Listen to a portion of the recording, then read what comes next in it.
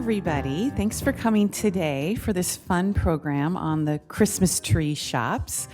Our speaker today is Tony Sammarco. He's been here before and has written many, many books, but his latest one is on the Christmas tree shops. So it's a timely time of year to have this program, and we hope you enjoy it.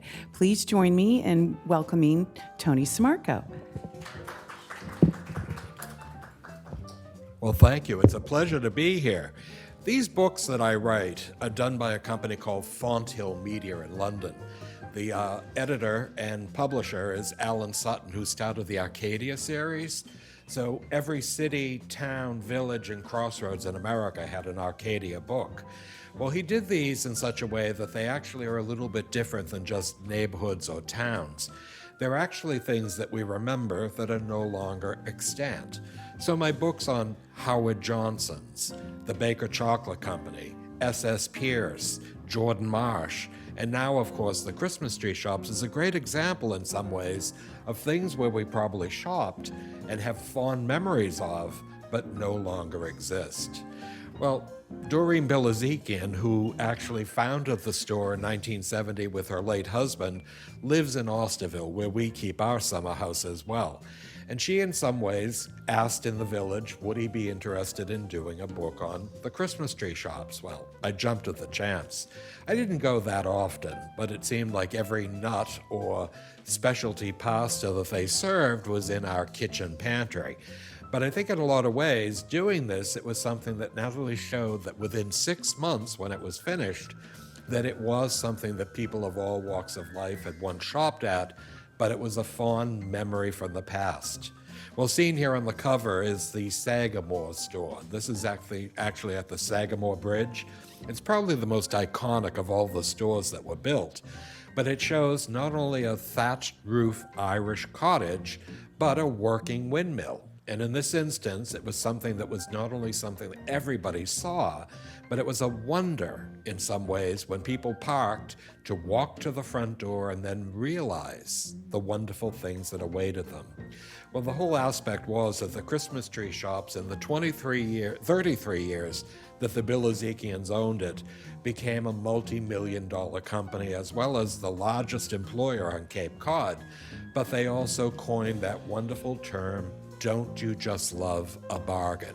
Well, we did. And in some ways, people had to realize that this was something that grew out of a company called the Christmas Tree Shop, singular. And the Christmas Tree Shop was started in 1946 by Charles and Alice Matthews, who moved from New York to Cape Cod and purchased a small store at the corner of Route 6A and Willow Street in Yarmouthport. And the property included 2 smaller shops, the Wayside Shop, run by Catherine Corley, and Lavinia's Window, run by Gladys Beasley, and both shops were considered antique and curiosity shops. Well, the Christmas Tree Shop, remember, 1946 to 1970, offered Christmas-themed items such as decorations, ornaments, and small gifts. And when you entered the store, the Matthews greeted you with Merry Christmas instead of welcome. And the Matthews opened the store on Memorial Day, and they would close after Labor Day. And because the Massachusetts Blue laws did not allow stores to be open on Sundays, it was a struggle. The business went bankrupt in 1961 and was bought at auction by Don Winter, and he continued operation of the shop until 1970. Well, this was a postcard from 1965. The building had originally been built on Nantucket and was floated by barge to Yarmouthport. At that point, Dexter Payne actually started it as a general store. You could get all of your necessary things. And it would remain a store right through to the early 1920s. At that point, it became a residence. So by 1946, the Matthews family lived above the store and had the Christmas shop on the first floor. On the parapet of the roof, you can see Santa Claus in his sleigh with the reindeer and all sorts of things that they would offer. But during this period of time, you had to realize that the company, which had really not done very well, was ripe for the third owner. And in the chapter, which I call Do You Want to Buy a Business?, I mentioned that Chuck and Doreen Bilezikian started a store in 1970 that would eventually expand to 23 stores throughout New England and New York by 2003. The Christmas tree shops expanded in areas that not only had a large population, but where many people were already aware and shopped at the store. You might remember when you checked out, they would ask your zip code. And that actually was an information that was stored to actually allow them to consider where to expand. In 1970, the store of the Christmas tree shops began when they traveled for a July 4th vacation on Cape Cod. And while there, Chuck had planned to meet with Don Winter of Yarmouthport to try and sell excess inventory from the Cambridge Coffee, Tea, and Spice House where he worked. Winter owned the Christmas tree shop, which he had bought in 1961 at auction after the Matthews declared bankruptcy. And the store was in the closeout business, buying overstocked items at a low cost and selling them at bargains. After meeting with Chuck, Winter casually asked, "Do you want to buy a business?" Well, Chuck and Doreen thought it over, and it seemed not only feasible, but exciting. It was something they could do together. And in early September 1970, they made a $10,000 down payment that included money from credit cards, and they became the owners of the Christmas tree shop. Doreen said our introduction to the retail business was trying to dispose of the merchandise that came with the business at the time of the purchase. Well, seen on the right, even matches that would actually have imprinted on it the Christmas tree shops at Yarmouthport, that it was a destination. Well, within a year, they began their publications in some ways, not only in newspapers, but advertisements that would show this. You are cordially invited to visit the Christmas tree shops in Yarmouthport. It said they offered Christmas cards and decorations, English bone china, silver, stainless steel, crystal, music boxes, stationery, jams and jellies, candles, soaps and toys, and furniture and wall decor, all at the half usual price. They pluralized the word shops because there were now 3 shops. There was the front shop, which was the original building floated by barge from Nantucket, the barn shop, and the back shop. And these were laden with all sorts of things that were discontinued or excise merchandise. Seen here was Chuck Bilezikian sporting a pipe with his dog Pooch, and he's seen in the Christmas tree shop in Yarmouthport in the early 1970s. The Christmas tree shops would begin by offering bargain household items by buying up overstocked and discounted items from manufacturers and other discounted prices and products that would in turn be sold at the store at a bargain. It was Cape Cod's famous summer Christmas shops. It was a must. So it began to be patronized not just by tourists, but also people that lived on Cape Cod. And they began to realize the bargains sometimes were incredible. Now, because it was an overstock and discontinued item they were offering, you might only have a limited supply. And this display shows an offering of Lilith's Solifer, which was an 8-inch high vase, 24% lead crystal, and sold at the bargain price of $3.99. Well, Lilith is French for lilac, and Solifer is French for a vase designed to hold a single flower. It was not only attractive, but it was half the price at other gift shops. But if it didn't interest you, you might be more interested in the 4-inch salad bowls directly above, 39 cents a piece or 3 for $1. You never knew what you were going to find. And people began to realize in some ways, even though it was called the Christmas tree shops, it didn't necessarily have just Christmas tree items. This was a photograph that actually shows the store in the early 1970s, and the sign on the tree reads, "North Pole's finest candy canes, sweet-tasting treats." Well, they were 25 cents a piece or 5 for $1, and they were handmade. Candy canes are an acquired taste in my household, but they're still a necessity on the Christmas tree. And many times they wanted to attract not only publicity and marketing, they'd invite Mrs. Santa Claus, seen on the right-hand side, who arrived with one of the elves from the North Pole, where she would greet children coming to the store. Well, Santa was busy. He was making toys for Christmas Eve and Christmas morning to be delivered. So the children would tell her what they wanted for Christmas, and she would tell Santa Claus. Well, because of course every family within walking distance would come to the Christmas tree shop, it meant that usually 1 out of 3 families made a purchase. So it was a very advantageous aspect. And by the mid 1970s, the company was using a wonderful slogan called "A Bargain for All Seasons." It wasn't just the Christmas season, it was all 4 seasons. And directly above on the right-hand side was a map of Cape Cod. And it showed all of the new Christmas tree shops. Now remember, this is by 1977, and there were 7 on Cape Cod and 1 off Cape. Christmas tree shops advertised that shopping at the stores was literally a bargain for all seasons, and the stores to become open year-round in the early 1970s, which was a huge impact on sales. So these shops included Hyannis, West Yarmouth, Yarmouthport, Sagamore, West Dennis, Orleans, Falmouth, and the only one off Cape at that time, Pembroke, Massachusetts. These were an important thing in advertising because it said savings of up to 50% or more off other fine stores' prices. First quality merchandise. Well, many people realized it was something that they could actually usually get a bargain. But by 1977, they began advertising in newspapers. And on the left-hand side is a newspaper advertisement that was a supplement to the Patriot Ledger newspaper, the Cape Cod Sunday Times, and the Enterprise, and would feasibly reach over 250,000 readers. The Christmas tree shop said, "Let's celebrate value. First quality merchandise at savings of up to 50% or more." Well, on the left-hand side, this was not just a supplement, it was 18 pages long. And who could resist a caned rocker for $19.99? Or a little wooden train set or wooden decoys? These were things that appealed to not only adults but children alike. But on the right-hand side is a detail of crystal that was actually offered. Granted, it was American, but it was actually engraved with clipper ships, a very nice nautical theme, especially for your summer house on Cape Cod.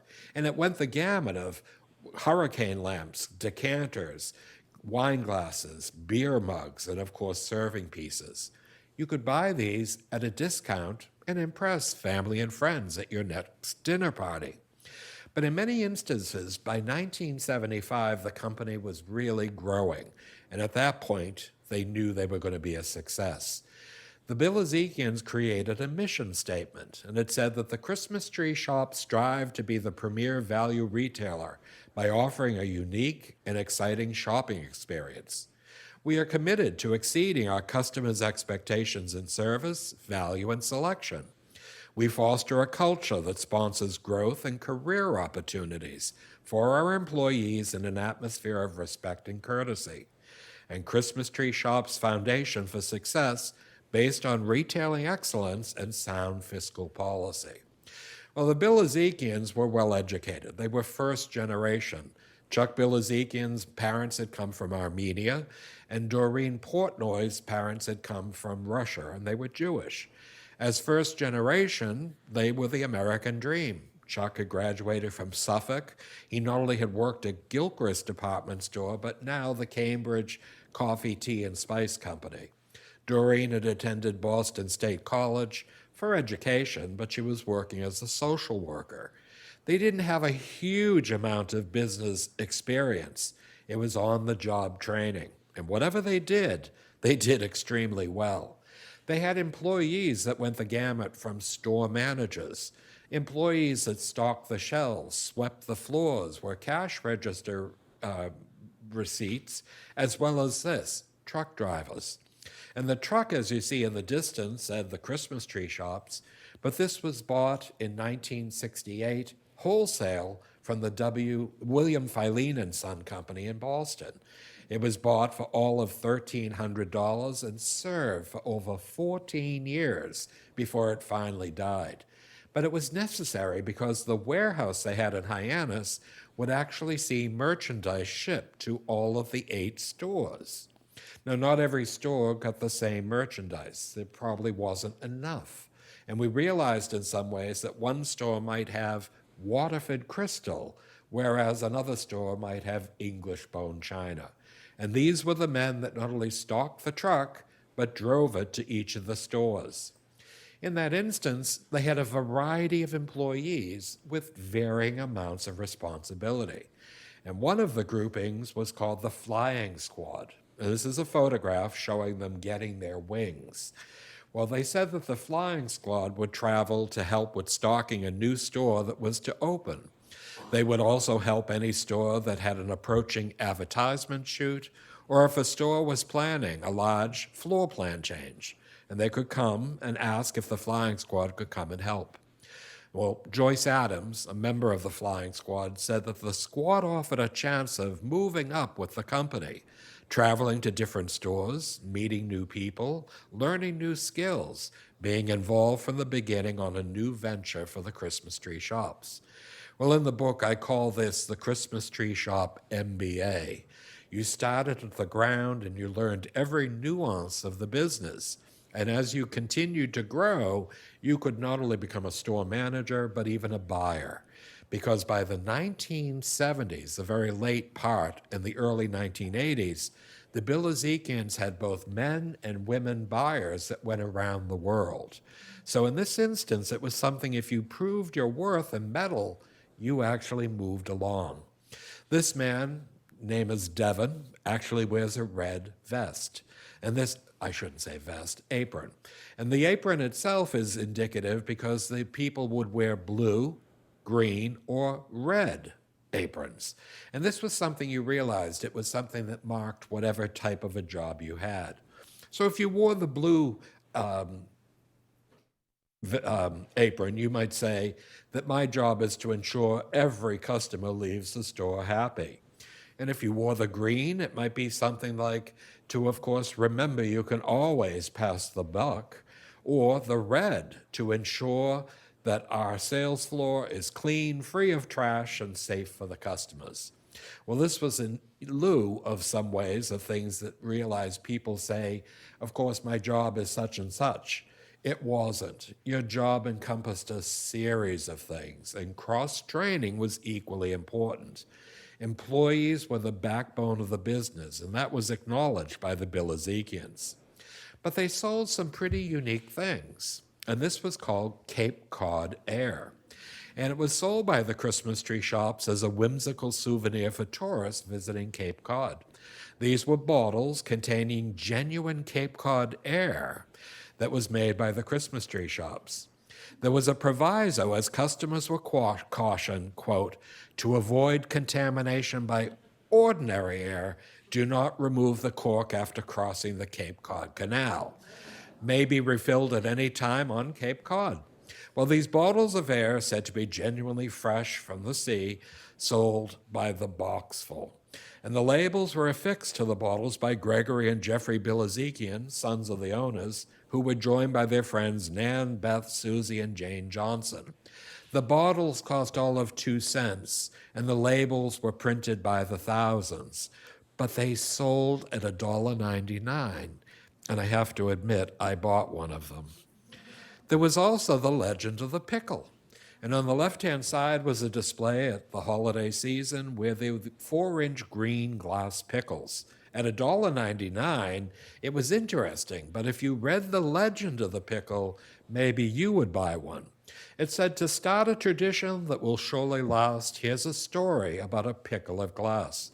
The night before Christmas, it's hung on the tree. While everyone's sleeping, it's done secretly. And on Christmas morning, when you arise, the first one who finds it will get a surprise. A family tradition for all to share. You'll look for the pickle year after year. Did anyone ever do the green pickle? No, neither did I. I don't remember this myself. But there was also Santa's Magic Christmas Dust that was offered at $1.99 a bag. It said on the tag, to all good girls and boys and the rest of us, please take this package on Christmas Eve and sprinkle it on the lawn or snow. The glitter will shine in the moonlight and will help me see your house, and the oats will help my reindeer find their way to your home. They love the smell of oats, and if they are hungry, they can have a quick snack. Ho, ho, ho, Merry Christmas. Well, the Christmas tree shop took this to the bank. What child at the Christmas tree shop would not leave without a bag of Santa's Christmas dust? So you realize some of these things were really quite fun, totally superfluous, but they were something that people loved. Well, during that period, they offered everything under the sun, it seemed. And this was for knitters on Cape Cod, and these wire display bins had Lion brand yarn, priced at $1.99 per skein. Lion brand yarn has been on the market since 1878, and the company is today a fifth-generation family-owned business that has long offered different types of yarn. And some of their most popular yarns are homespun, thick and quick, fun fur, Varna's Choice, and wool ease. And if you look, it's every color under the sun with dozens of different grades of yarn. They would also have in the summer months zinc tubs that have a Cape Cod, a heart, and the arm of Cape Cod stenciled on it. And though they're actually holding stuffed lobsters, stuffed sharks, stuffed whales, stuffed animals, you realize that they could actually be filled with ice. And I want to think something like Perrier water, but it was probably beer. But this was something in some ways that could show you not only what you needed and you didn't know you needed for your summer vacation, but surprisingly, in and around it is Cape Cod taffy. I don't know anyone who eats taffy my age. Heaven forbid you eat a piece of taffy, you may lose a filling or you may even lose a tooth. But it's something in some ways that people absolutely loved. And one of the displays the employees did was this, a nautical-themed Cape Cod display. Well, these were 3-foot-tall lighthouses. They weren't electric, they were solar. So if they were placed in the sun during the day and placed at the edge of your walkway, they would illuminate your way to the home. They were a little tacky, but they sold by the dozens. And of course, as you can see, there was not only things that were nautical themed, they had signs in the distance, home, beach, beach house. And of course, these were really great sales. People loved it, but so too did children. And this little boy on the upper left is actually selecting a colored shovel along with a matching bucket that he could use on the beach. And on the lower right, a little boy and girl actually have their boogie board. I was corrected, it is not a surfboard. But here, many tourists as well as Cape Cod residents stopped at the Christmas tree shops to pick up essentials for their vacation on Cape Cod. In addition to snacks, candy, paper plates, and napkins, a beach chair was a necessity to relax on, and the beach and get some sun as one stared at the ocean and the far-off horizon. In many ways, every themed season was in a display at the Christmas tree shop. Valentine's Day, St. Patrick's Day, Easter, Independence Day, and seen here at Halloween, it was the aspect of the fall season and the harvest. Not only do we see stuffed scarecrows and little dolls, huge metal as well as composite pumpkins, as well as all sorts of flowers. And these were things that you could actually decorate your house. They were very popular, and they went the gamut, as I mentioned, from every single season. But even at Christmas time, they would sell nutcrackers, some as tall as 4 feet. And according to German folklore, nutcrackers bring good luck to the family and protect the home. It is said that they represent strength and power and watches over the family, keeping evil spirits and dangers away. Well, I fell into the suspicion that these would actually crack nuts, so I purchased one. When I tried to crack a walnut, it broke the actual nutcracker. So in some ways, seen on the left-hand side, they came in all sorts of styles, designs, colors, and height, but they were a huge sale. And here, don't you just love a bargain? Well, this button was distributed to customers by the Christmas tree shops and boldly proclaims the new slogan, "Don't you just love a bargain?" This catchy slogan was used in newspaper flyers as well as a jingle on radio and television commercials. Customer Estelle Zimmerman remembers that when she first saw these television commercials, "I saw way too many things that I wanted. I would definitely come out of the store broke." Well, in the mid-1990s, the Christmas Tree Shop introduced a series of commercials in which the chain's customers were recorded as they left the store, recording items that they had purchased, paired with that jingle, "Don't you just love a bargain?" And the jingle still resonates with many of us. Well, not only was it done as a button, but it was also put directly above every new store after 1980, along with the logo, the red sleigh with the green Christmas tree. Well, when Chuck and Doreen Bilezikian started the Christmas Tree Shops in 1970, they could never have imagined that the company would grow to 23 stores by 2003.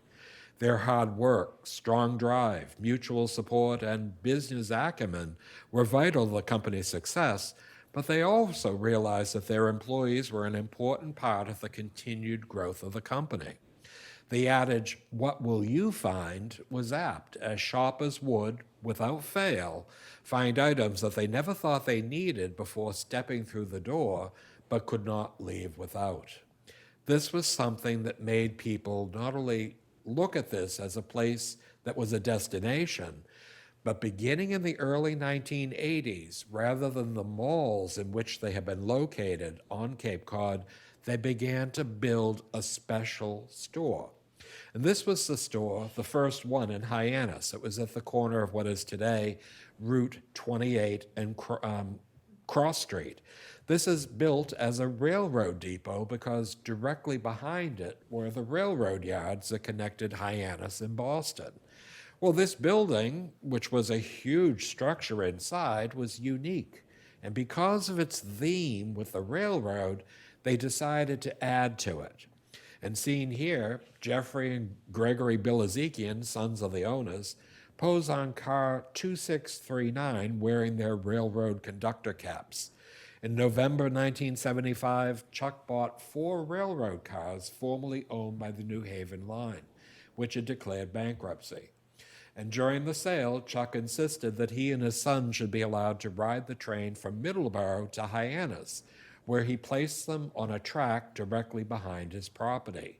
This became the backbone of the new Christmas Tree Shop's location, part of Christmas Crossing, which opened in 1977. So not only was the shop in the foreground, the Christmas Tree Shop, each of the 4 individual railroad cars became a jewelry shop, a sandwich shop, and all sorts of different things. So it was almost like a wonderful shopping experience.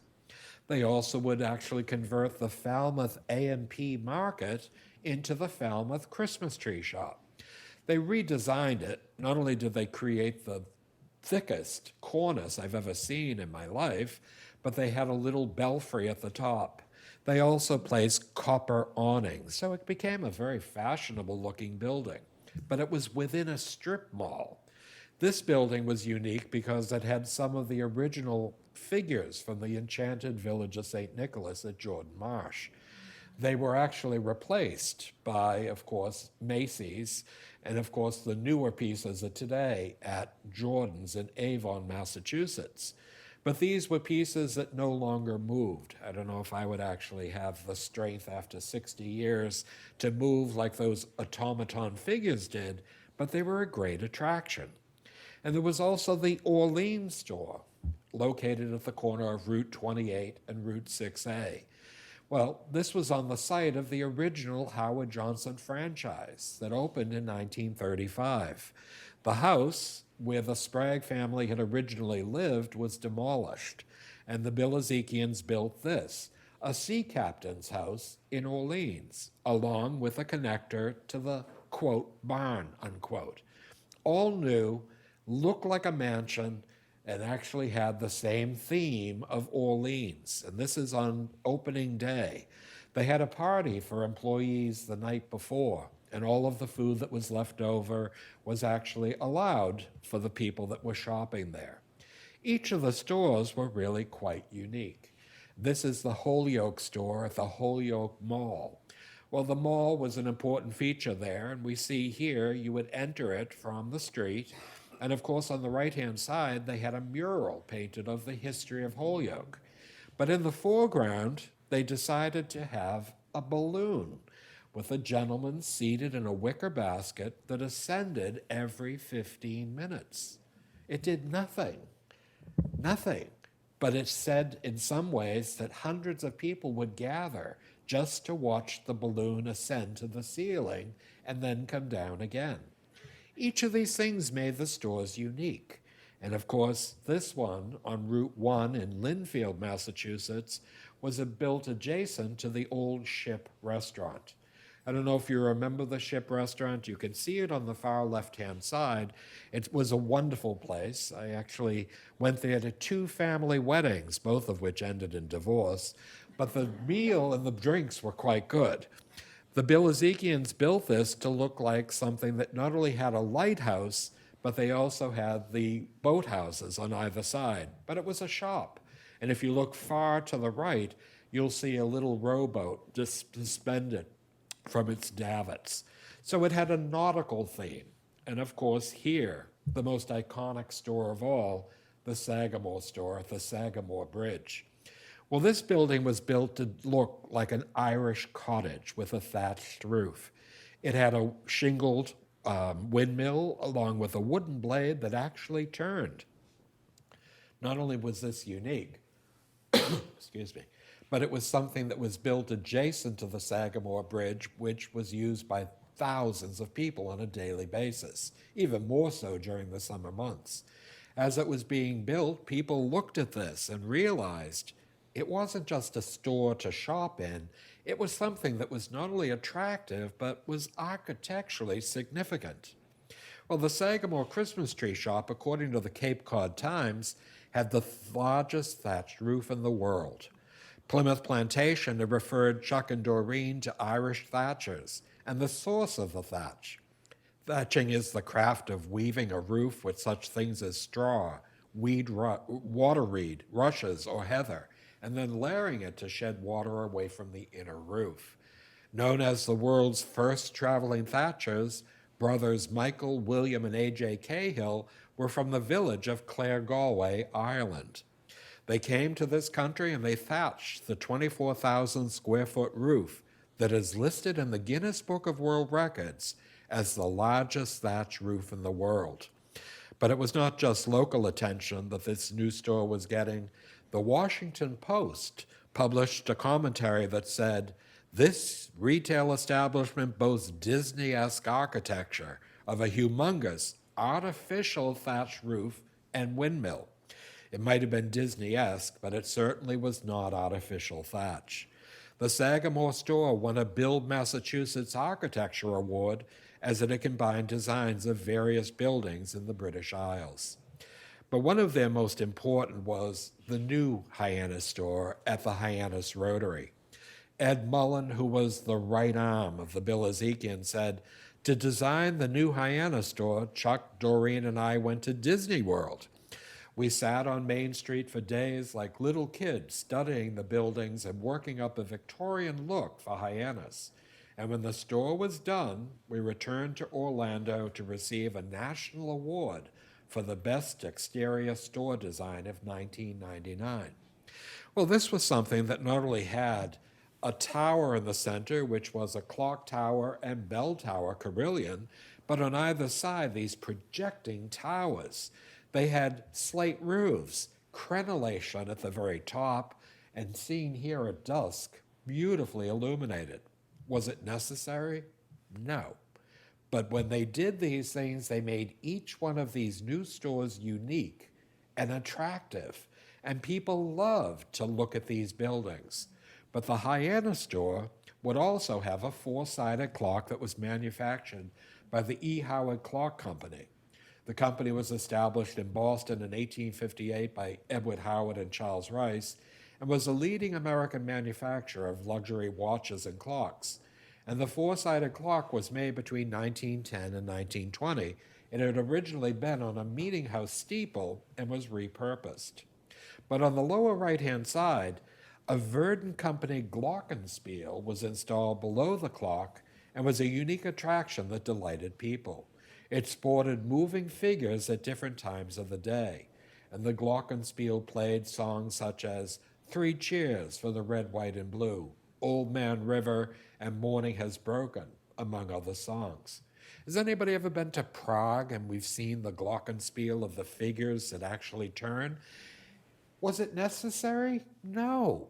But we all at 1 o'clock run to see the glockenspiel turn in Prague, and many people come, even today, to look at the tower, though the glockenspiel has now been removed.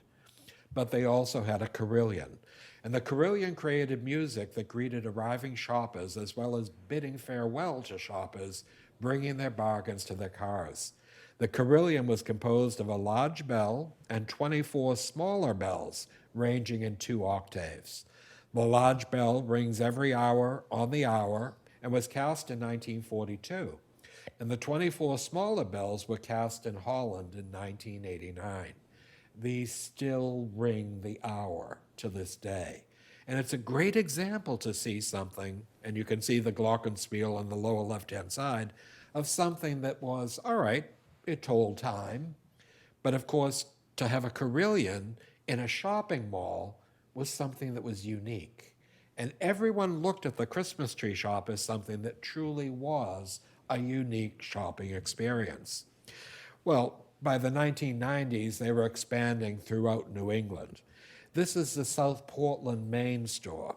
And though there was no advertisement, I'm sure everyone in Maine knew that it was being built. It was on a major road. And this is a photograph of the shoppers awaiting the opening morning at 8:30. This photograph was taken at 6 a.m. So you can imagine the excitement of people with their shopping carts at the ready, waving to the camera with another 2.5-hour wait. People loved it. And the Christmas tree shop logo became one of the most readily identifiable logos in any commercial business. Not only did the Christmas tree shop sleigh, which was red, and the green cut tree, but also the Christmas ornament above the eye. This was something that everyone knew, and it was on pieces of paper, it was on shopping bags, and it was something that was done in advertisements. Well, for the 30th anniversary of the business in 2000, Chuck and Doreen gave a party, not only for the employees, but family and friends. And there were said to be over 9,000 people at the parking lot of the Hyannis warehouse. Well, they arrived in style. These 2 Percheron horses pulled them in a red sleigh. It was part of the logo. Of course, it was in August, and there was no snow, so the sleigh had wheels, so it actually glided right into the parking lot. When they got there, they were greeted by huge cheers, and of course, they also had a 3-tiered cake, one for every decade. And one can only imagine the sense of pride the Bilezikians had after 3 decades of nurturing and growing a small business into a multi-million-dollar company with thousands of employees. The Christmas tree shops were not only one of the largest employers of Cape Cod in 1990, but in 2000, they were the largest employer. And in that way, these employees that I said came in different grades. Some were cashiers, some were stock people, some unloaded the truck, some were store managers. But seeing here, a group of employees smile as they transform themselves into Christmas tree shop elves, with Christmas stocking hats and holding a variety of stuffed elves in the Christmas decoration aisle. The elves had a variety of faces and were just the right size to hold or put on the mantle. But look at the legs of the elves above, wearing the same red and white striped stockings, but larger than life in size. But on the right-hand side is something that was given for the 5th anniversary of the employees. Now, the Bilezikians were very good employers, and many people would stay an average of 17 years with the company. For the 5th anniversary, they had a local scrimshaw artist repurpose piano ivory keys into what became a stick pin, or a tie pin for gentlemen, but would have engraved upon it the red sleigh and the Christmas tree. Very lovely and very appropriate. For the 10th anniversary, there was a Tiffany sterling silver Venetian bracelet. For the 15th anniversary, a gold-filled watch. And for the 20th anniversary, a rope of pearls. People began to realize in some ways, yes, they were appreciated, but these little milestones in their own careers of every 5 years was an important way to recognize them at a dinner. And here at the Pembroke store, employees posed for a group photograph after having collected a multitude of blue shopping carts from the parking lot. Obviously, it was a necessary chore, but they arranged the shopping carts in such a creative way with the large company logo seen in the background. This has recently become an Ocean State job lot. But the idea was it was all hands on deck during the holiday season. Like any other business, the Christmas tree shops made upwards of 35% of their average annual sales from Thanksgiving to New Year's. And here, an employee has dressed as Santa Claus. I guess he didn't want to be an elf. But Santa Claus would actually ring customers up, and we see that you could hear him as well as see him because he had sleigh bells on both wrists. So people looked at this as a fun place not only to shop, but a fun place to work as well. And the decal seen here, this was designed by Doreen Bilezikian, but was never used. It was not only fun, but it would made shoppers feel important as an authorized Christmas tree shopper when they placed it on their automobile bumper. Many people came to the Christmas tree shops on a regular basis, often with family and friends as a day out, exploring the aisles of the store, never knowing what one might find. And in that way, it was something that truly was a wonderful experience. We might go with our brother or sister or niece or nephew, but whomever we went with, we always arrived by a door that on the right-hand side had a seasonal display. It might be Valentine's Day or St. Patrick's Day, or in this instance, the fall. And the pervasive aroma of cinnamon was something that actually went through the entire store. But if you look at these two women, they're smiling, but they have an empty carriage. They must have just arrived because nobody could leave the Christmas tree shop without a full carriage. It was something that was incredible. And after a day of shopping, seen here, for bargains, the Sagamore Christmas Tree Shop customers Judy Shanahan and Nancy Peters take a well-deserved break, enjoying a rest while sitting in the sun on a white garden bench priced at $99.99. These bins were filled with chairs and, of course, boogie boards, as well as even garden furniture. There was also a huge supply of gardening things as well as plants that one could plant in the garden. And seen here, shoppers leave the Christmas tree shop in Albany, New York with bags of bargains during the holiday season. The woman on the right has a shopping bag that says, "'Tis the season to be jolly." Employee Catherine Cameron remembered that Chuck and Doreen put their trust in their employees. I worked with so many creative display artists and problem solvers. We did beautiful displays and just a few fixtures. Chuck and Doreen brought us the most unique products and new trends. It was easy to highlight their funds. And of course, these were things brought back by the buyers, whether they were from Hong Kong, or from India with brassware, or from Poland with plastic Nantucket baskets in different sizes, or in England or in France with china. They even had Portuguese and Italian ceramic ware. It was incredible that what one could find by the year of 2000 was something that made people wonder. Well, during that period in 2003, the Bilezikians sold the business to Bed Bath & Beyond. The rumor was that it sold for $200 million. Though the Bilezikians were not looking to sell, Bed Bath & Beyond had followed their sales trend and realized that it was a very profitable company. They were asked to stay on for 3 years each to ensure a smooth transition, which they did. Eventually, Bed Bath & Beyond expanded it to 16 states, and there would eventually be 90 stores. But in 2000, they sold it to Handel Holdings, which was a small pop-up company, and it was rumored at $475 million. Well, during that period, they did try to expand the business. The only problem was we had the pandemic. And it was also the fact they had a tremendous amount of debt, which they could not refinance. Eventually, rumors began to spread that the Christmas tree shop was suffering. And seen here in CBS News in Boston, it said, the Wall Street Journal reported, Christmas tree shops preparing to file for bankruptcy protection. Now, this was only a year and a half ago, and I'm sure you were as shocked as I was. How could this possibly happen? Well, Bed Bath & Beyond had done fairly well, but the continued expansion of the company was something in a lot of ways that made it somewhat of a retailer that everyone seemed to know. But in November of 2020, Bed Bath & Beyond sold the Christmas tree shops to Handel Holdings, a private company founded in 2020 for an undisclosed amount. We did subsequently realize it was $475 million. In November of 2021, the company quickly opened up 19 pop-up holiday-themed stores across the United States, and these stores remained open through January of 2020, the pandemic. However, there seemed to be a problem, as some stores were reported as to be underproducing and were not as profitable as they'd once been.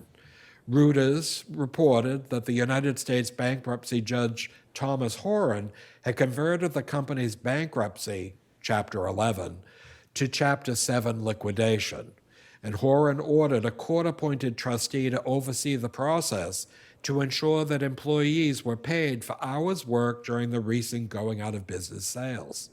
And during the hearing, a lawyer for the Christmas tree shops said that store closing sales fell $14 million short of revenue projections.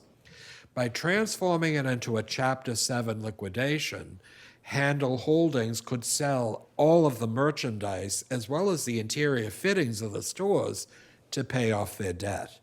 And in that instance, this store, which was actually in Dennis on Route 28, had a huge going out of business sign. In that instance, the last chapter of the book, I say, is a lament for the Christmas tree shop. We see signs that say fixtures, furniture, and equipment for sale, all sales final, no returns. Last days, today is the final day. And this very poignant handwritten sign to our loyal customers, don't cry because it's over, smile because it happened. Well, on August 12th of 2023, the Christmas tree shops were closed after massive liquidation sales. The Christmas tree shops were well-known bargain stores selling food, toys, household furnishings, and Christmas decorations in stores that often resembled cottages, mansions, and lighthouses. The closure of these once popular stores was incredulous. And as Gene Cooper, a shopper from East Hampton, poignantly said, every time you came, there's always a lot of people here, and everybody comes for the sales. I'm sure it's going to be missed by a lot of people, me especially. Well, it was the end of an era for the Christmas tree shops. Seen here, no longer could they open new registers when 3 people were in line. During the massive liquidation, the lines were longer than they had ever been. And sometimes, beginning at 50% off, towards the last few days, it was 90% off. Liquidation was something that we would see things that could actually be used in the future if one had storage space. Well, as one can see from this book, Chuck and Doreen Bilezikian were a strong team, and their marriage and work ethic were as strong as they were. Having taken a risk in 1970 to buy a family business in Yarmouthport, to selling the company in 2003 to Bed Bath & Beyond, they showed not only how hard work, drive, and determination could ensure the success of a small business, but also that success was to be earned and not merely given. Working long days, unpacking boxes, stocking shelves, and arranging merchandise in the evening was hard work, but they persevered.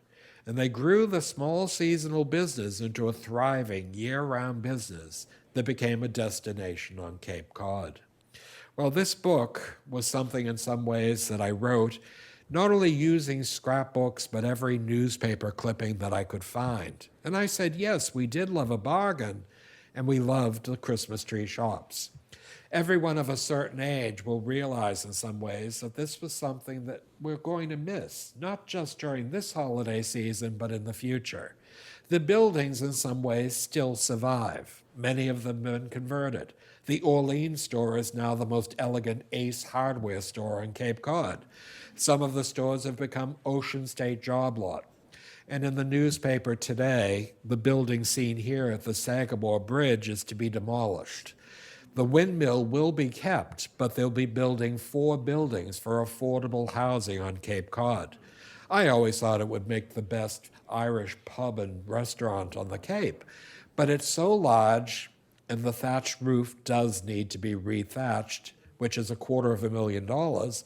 We realize in some ways that these things will escape not just our memory unless the book is read. 50 years from now, our grandchildren will probably say, what was the Christmas tree shop?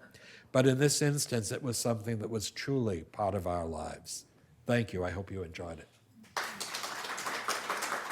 Thanks. Does anyone have any questions or comments? Please. Is it possible that Amazon has disrupted their business model because of the pricing that Amazon to bring it? Well, Amazon was supposed to have this book out November 1st, by the way. Then it changed to November 19th. Then it changed to December 19th. And then it's now listed as January 16th. I have no idea. I put a phone call into London just to get the scoop of what's going on. Amazon's a fantastic place. I mean, I do order things. I ordered Mom-Made marmalade yesterday that arrived today, as well as socks. I'm not getting any at Christmas. I might as well buy my own. But the whole idea is Amazon, I'm sure, must have taken a page out of the book. But here was Doreen and Chuck Bilazikian with children living above the store in Yarmouthport after having sold their lovely home in Newton, building it into something with hard work. Amazon is the same type of a thing, but it's on a much broader scale. It's almost worldwide. I see Amazon trucks in Europe. But I think in this instance, this business was something that every one of us helped to support by at least once or twice a year going to shop. But I think in a lot of ways, people have to look at these businesses. They all have different business procedures and different ways to handle it, but they're all very similar in some aspects. Please. Could you explain the reason why they sold 2003. beyond the 2000? Well, the thing was, Doreen had said to me, we would talk almost daily, but Doreen said to me, we weren't looking to sell. But we got a telephone call from Bed Bath & Beyond to have a meeting. So she and her husband went, they had a meeting, and Bed Bath & Beyond showed interest in buying the Christmas tree shop.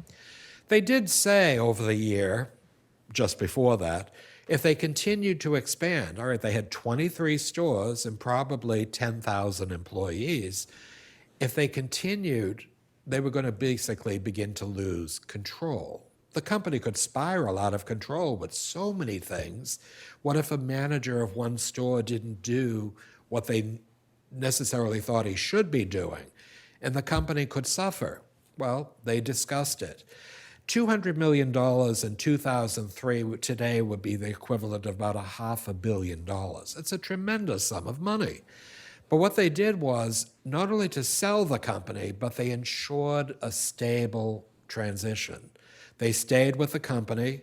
Chuck, of course, was a consultant, and Doreen actually ran the advertising department for 3 years. At that point, they retired. But they really didn't retire. The surprising thing is, do you remember how beautiful these buildings were? They weren't owned by Bed Bath & Beyond. The Bilazikians owned the property and the building, and they were leased by Bed Bath & Beyond. They created a company called Turtle Rock Holdings that not only had the former Christmas tree shops, but then it would expand to actually buy shopping malls, apartment buildings, and things of that sort. So they were kept up by the Bilezikians in what was basically a very well invested amount of money. Now, they also created a foundation which they gave charity to the tune of about $5 million a year. So they weren't looking to sell, but if you started a business and you were in debt, $10,000 in credit card debt, I mean, probably at that time it was probably 18%, if you remember mortgages, they were probably looking at something, well, we're nearing our late 50s, early 60s, maybe we should retire. And they did, but they didn't lose interest in it. And it was something that they created and, of course, saw go on with great success for the next 20 years. But the problem was Handel Holdings truly destroyed the company by not being able to refinance their debt. Yes? I can't pronounce their last name. Bilezikian. Did they do all the purchasing? Initially, yes. And the surprising thing, it wasn't just by closeouts and discontinued items that might be like at Jordan Marsh or Filene's Basement. They had people drive up with their automobile. And there's a great example of one woman named Judy Pizzi, and she lived on Cape Cod, and she was a stained glass artist. And she would make these little hanging ornaments of a robin or a bluebird or a lighthouse. She eventually even made the logo of the company. And they would buy them right out of the back of her car. So what they were trying to do was not only hire Cape Cod people, and you might realize that sometimes certain areas of the state don't have a great aspect of retaining younger people in the community. It's terribly expensive to own a house, let alone pay the taxes, and the salary or hourly rate is so inadequate. But what they were able to do was not only to have employees stay with them their entire careers, but they also hired a lot of these people to continue, after they showed their work, continue to make things that would then be used in the stores. So those little kids putting on the Cape Cod Air paper labels on those bottles are now in their 60s, but they remember getting a $5 bill for doing like boxes of these individual things. But yeah, it was something that was really a success story. Any other questions? Well, nobody's asked about the book. I don't have any books. So the thing is, it's supposed to be out January 16th. I have had so many people email me or on Facebook, which I do a lot of my publicity, and I feel so bad.